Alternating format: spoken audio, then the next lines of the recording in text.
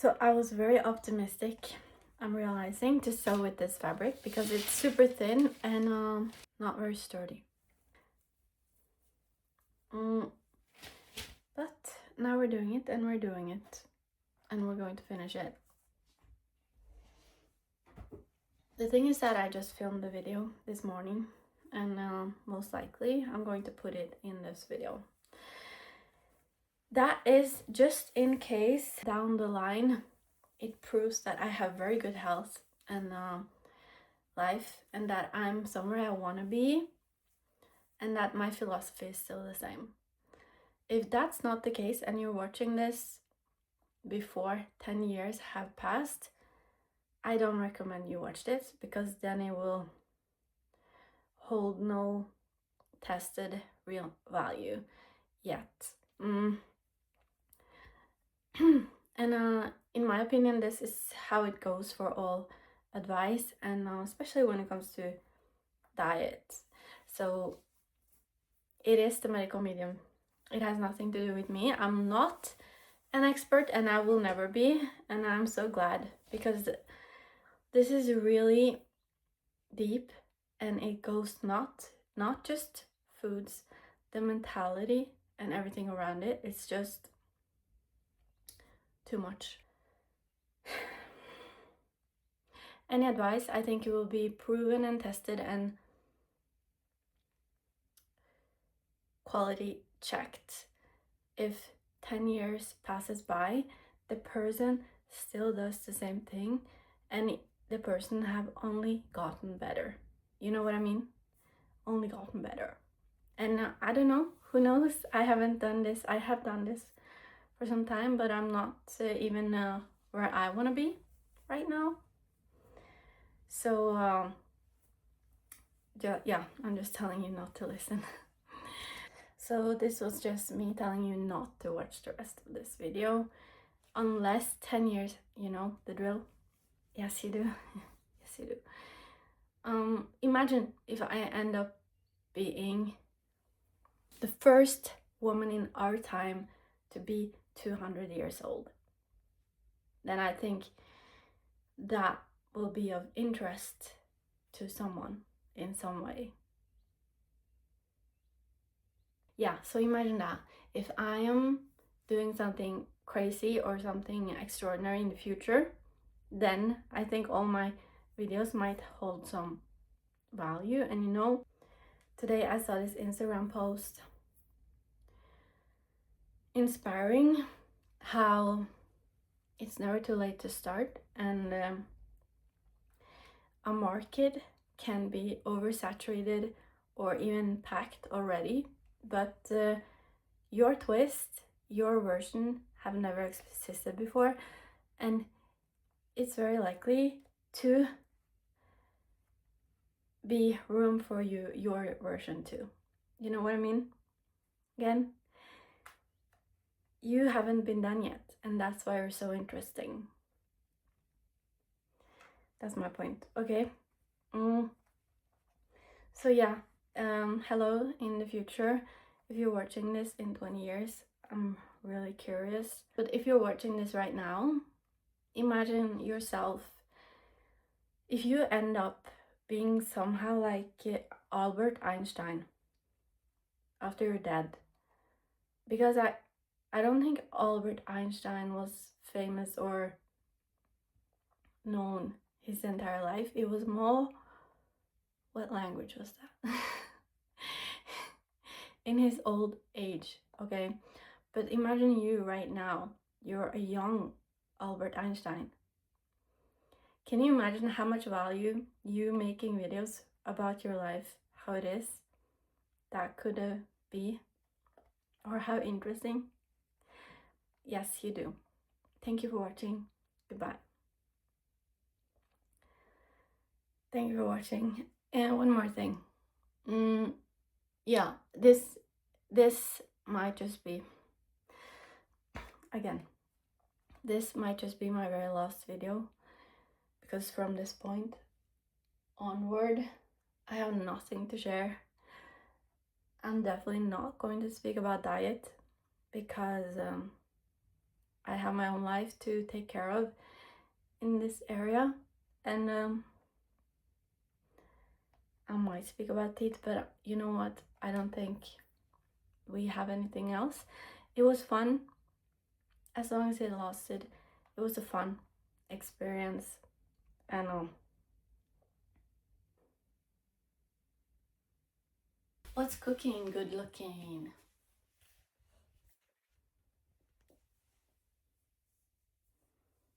Tell me. Tell me what is cooking good looking. So, I had absolutely nothing to share. Except this is a peach. You could guess that, couldn't you? It's a peach. That's all.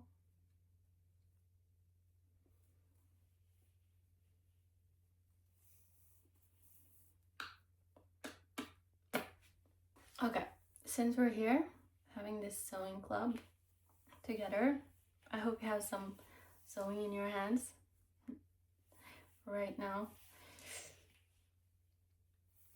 Let's do a few more questions. What do you suggest me to do with this?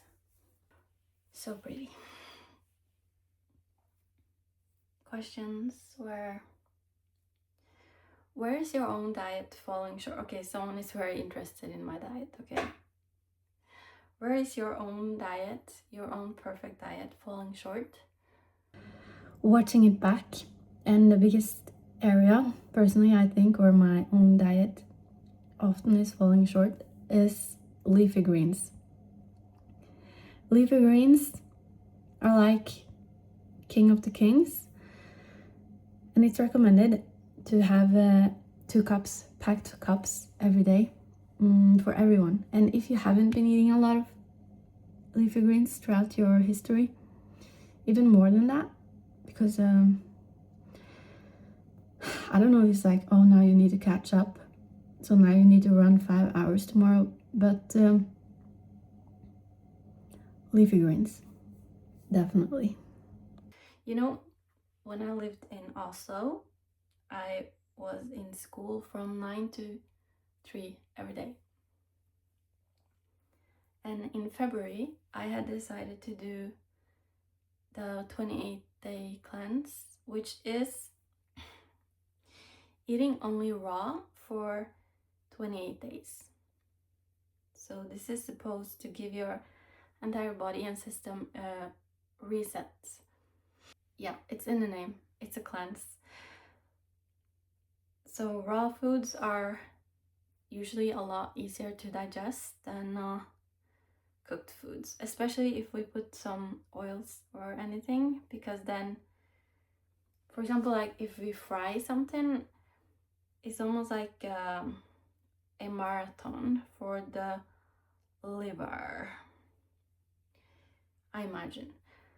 So but that 28-day cleanse, it's so, since I was in school every day, I had a little bit of a hard time to get enough because you know, so I ate raw nuts, and you're not supposed to eat nuts. I think it's 28 days of raw fruits and vegetables, and in order not to overeat on cooked foods or to stay raw, I ate nuts, and probably they've been pasteurized or something. It's very hard to find high quality raw nuts or even dates, for example. But the point is that on that cleanse, I'm not even sure if you're supposed to eat avocado. I'm not sure. I would have to check that. But if you can eat avocado on this 28-day cleanse in order to get the full benefits, it's probably suggested to eat that later in the day and to mix it with more alkaline foods like leafy greens and so on and so on. So the avocado is a little bit of a sad story because it's amazing food. If you only ate avocados for your entire life because you were stranded on an island and that's all you had, a couple of 100 avocado trees, you'd most likely be thriving. So amazing. But other things you didn't have on that island were a lot of viruses and all those things that a modern life would bring. So that is a high-fat diet, no doubt. That is a high-fat diet. And the thing is that for the immune system to stay strong, it's very important to lower our fats. And avocado, in the end, if that's the only fat that is left in your diet, it's worth lowering that too. But it would be the last fat to go, in my opinion. But okay, so this is the catch, that most likely you won't go to having a high fat from having a high fat diet to a no radical fats diet overnight. So maybe you're used to eating high fat every day, like radical fats every day. Every dinner you have some thing and so on and so on. So probably the first step is to keep your morning fat free until 12. I saw this guy once, he ate for 10 years or something, he had only eaten fruits until 12. Like from the morning waking up until 12, he had only eaten fruits. That was cool. I think that had helped him stay quite healthy. It's not that avocados are bad, it's just that they're still high fat. And it's still hard to cleanse if you have a lot of fats in your blood. That's the point. So I don't think my cleanse, 28-day cleanse, worked that well, but I tried it and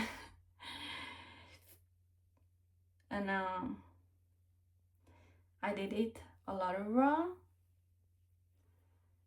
and I would like to try it again.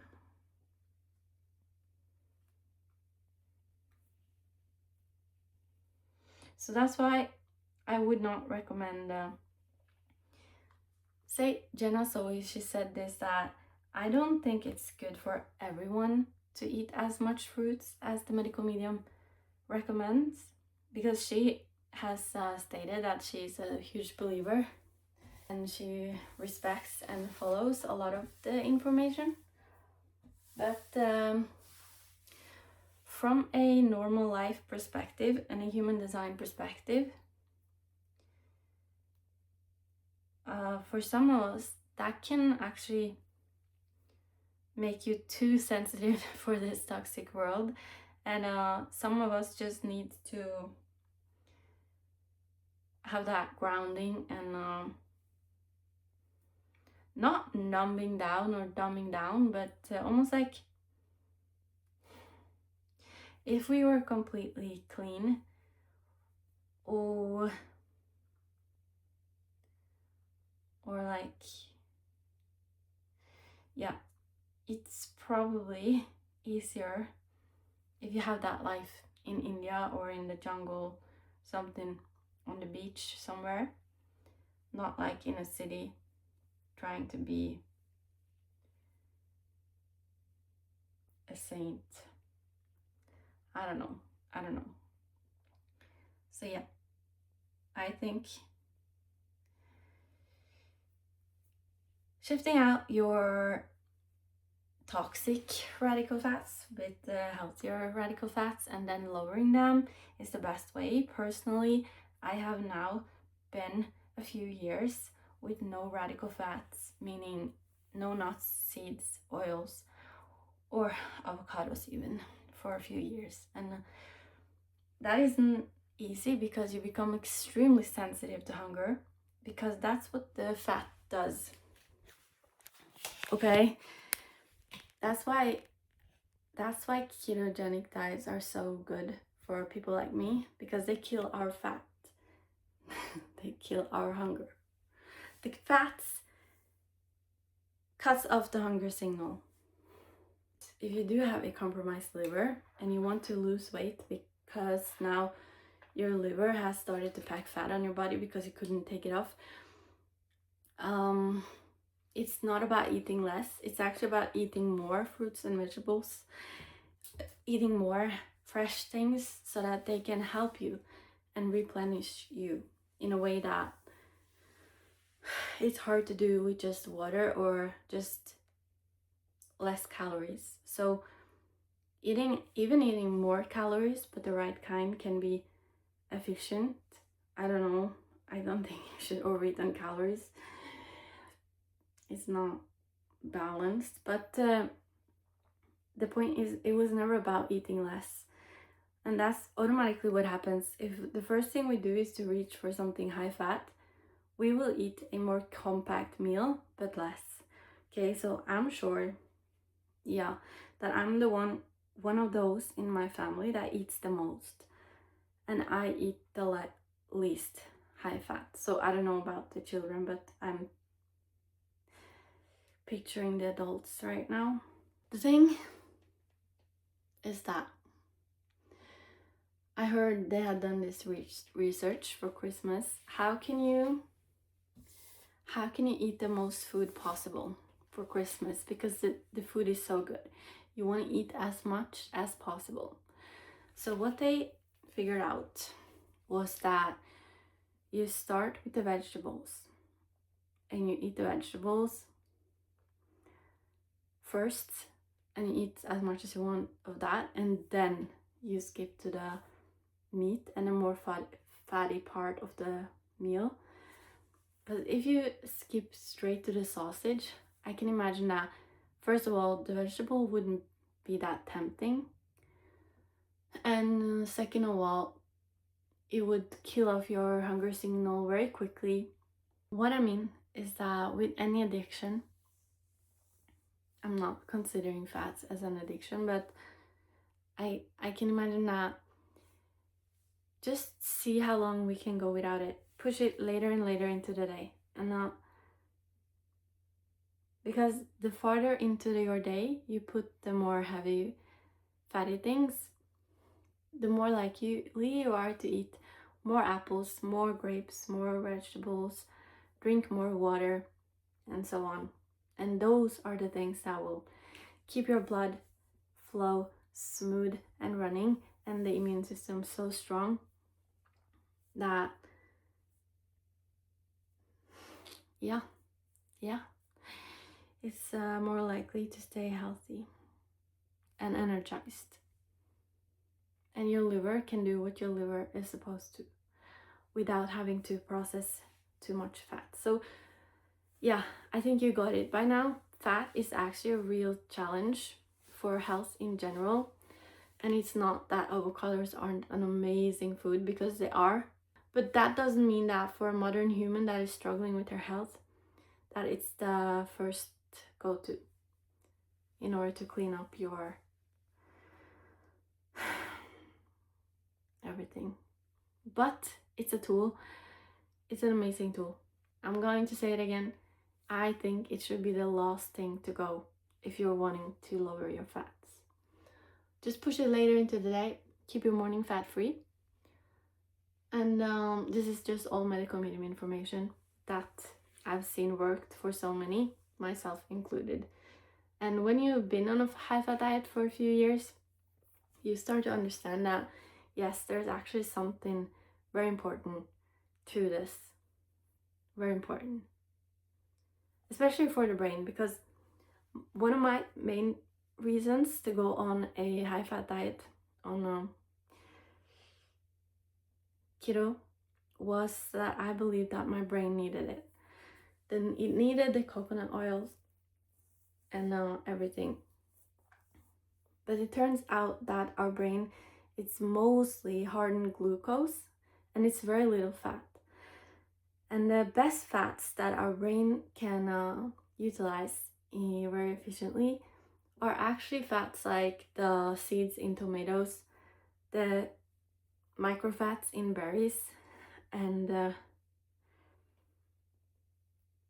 even in lettuce and in potatoes. There's traces of fats, and these are the kind of fats that is easily absorbed and used by the brain.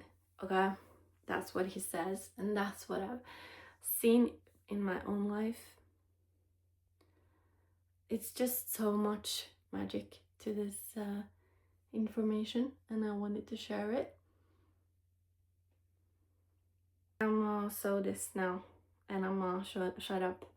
At least we made another video, and hopefully soon everything will shift, and we'll know very well what we're doing with our life and all this information that we learned involuntarily.